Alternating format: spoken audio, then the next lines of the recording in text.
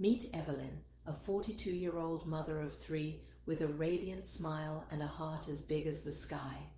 Evelyn was the kind of woman who juggled it all: morning school runs, late-night homework sessions, a demanding job, and a household that ran like a clock, all because of her dedication. Her children adored her. Her husband often called her the glue that held their world together. But beneath that endless energy and unwavering love, Evelyn carried a secret, a weight she didn't share with anyone. For years, Evelyn ignored the quiet whispers of her body, the tired eyes in the mirror, the pounding headaches that seemed to come out of nowhere, the afternoons when she'd find herself leaning on the kitchen counter, too drained to even consider what to cook. "I'll push through," she'd say to herself. It was always about pushing through for everyone else, but deep inside, she knew something wasn't right. One day, her youngest daughter, Lily, came running into the house after school, excited about an upcoming sports day. "Mommy, you promised to run the relay race with me." Evelyn's heart dropped. She had promised, but the thought of running in front of a crowd, the thought of running at all, filled her with dread. She hadn't even walked more than a block in months without feeling out of breath. Yet she smiled and said, "Of course, sweetie."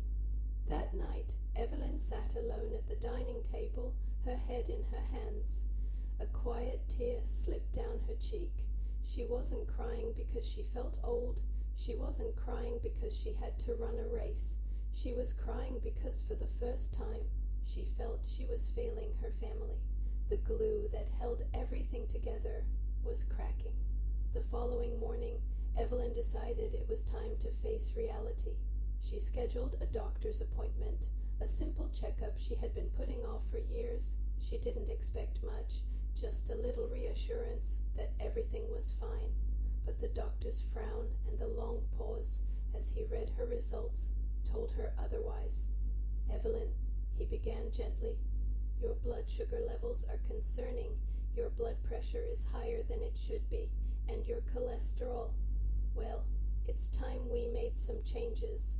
Evelyn blinked, trying to process it all. She thought about her father, who had passed away from a heart attack at 60. She thought about her grandmother, who had struggled with diabetes.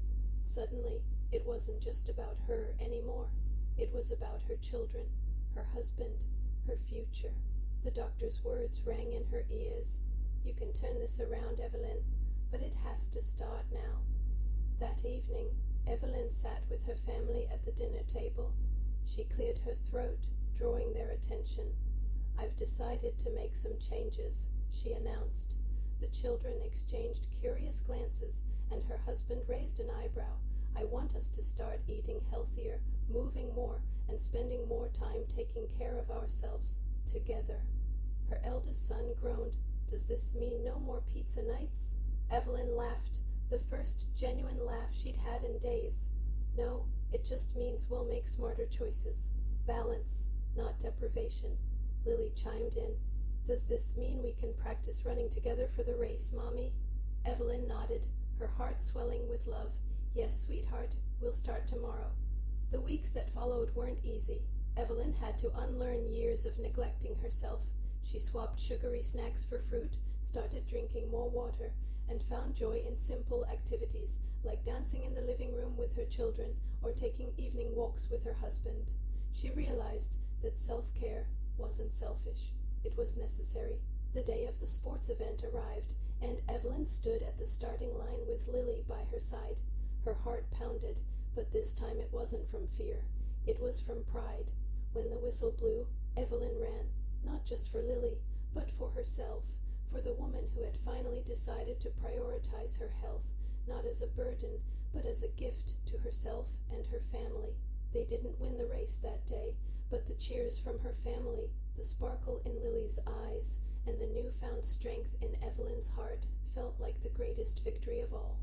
As Evelyn stood there, catching her breath, she looked at her family and realized something profound. She hadn't been failing them all those years. She'd just forgotten that to take care of others, she had to take care of herself first. So now, let me ask you, how often do you put everyone else first, leaving yourself last? Have you ever ignored those quiet whispers from your body, telling you it's time to make a change? Share your thoughts in the comments below. And if Evelyn's story resonates with you, remember, it's never too late to start. My name is Ngo, and I am passionate about helping you look your best, no matter your age. Please give this video a thumbs up if you got value, share with other moms, follow and subscribe for more tips.